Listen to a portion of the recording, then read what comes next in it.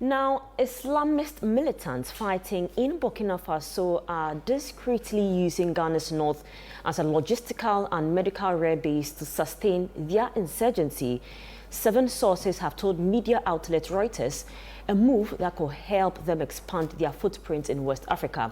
The sources, who include Ghanaian security officials and regional diplomats, said Ghanaian authorities appeared to be mostly turning a blind eye to the insurgents crossing over from neighboring Burkina Faso to stock up on food, fuel, and even explosives, as well as getting injured fighters treated in hospital. But they said that approach, while so far sparing Ghana from the kind of deadly Islamist attacks that have plagued its neighbors, risks allowing militants to put down roots in the country and recruit some marginalized local communities.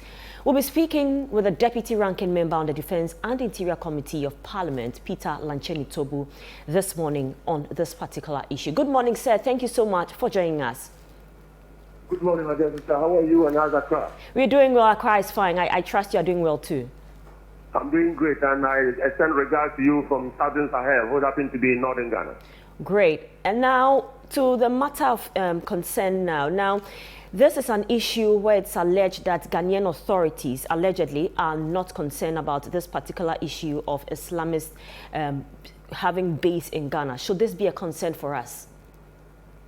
Thank you very much. Let me say good morning to our cherished listeners and viewers. It is quite a very strange report and quite serious on matters of security.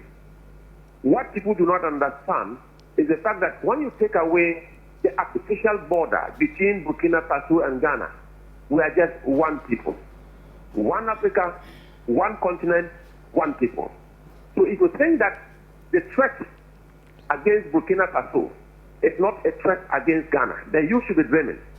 The threat against the peace and security of Burkina Faso is equal to the threat against the peace and security of Ghana.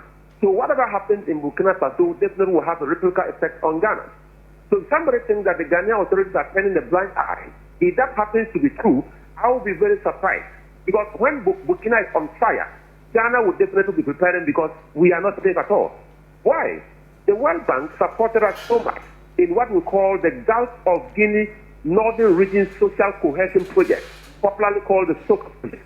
And this SOCO project is a purpose to ensure that social provisions are made to prevent the spillover of conflict from the Sahel region into northern Ghana.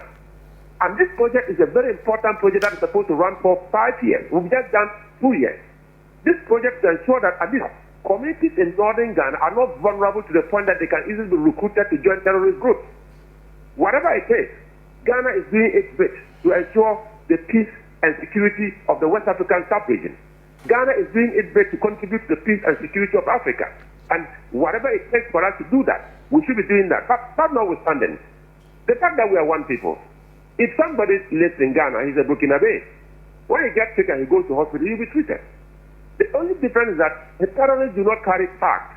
You will never meet anybody in Accra circle or circle in Accra, and the person is suspected to be a terrorist, and you can see a mark on him.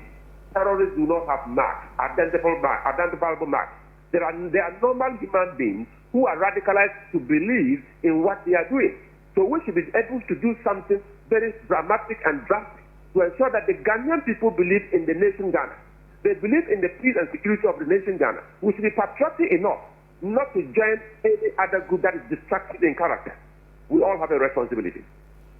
Now, issues of national security, usually the security agencies do not openly tell us what they are doing. Don't you think that the security agencies are working to address this problem?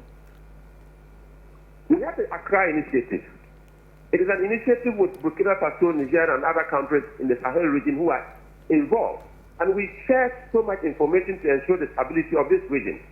But in the balance of security, we share information based on the need to know. It's not everything that you spill on the surface like that.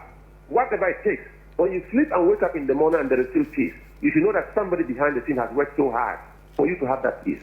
But probably you don't know what they do. You may be thinking from the superficial things that you see, the optics are saying that something is happening. But what you don't see is what It's happening behind the scenes, and there's a lot of work that is being done to ensure that our country remains safe and secure.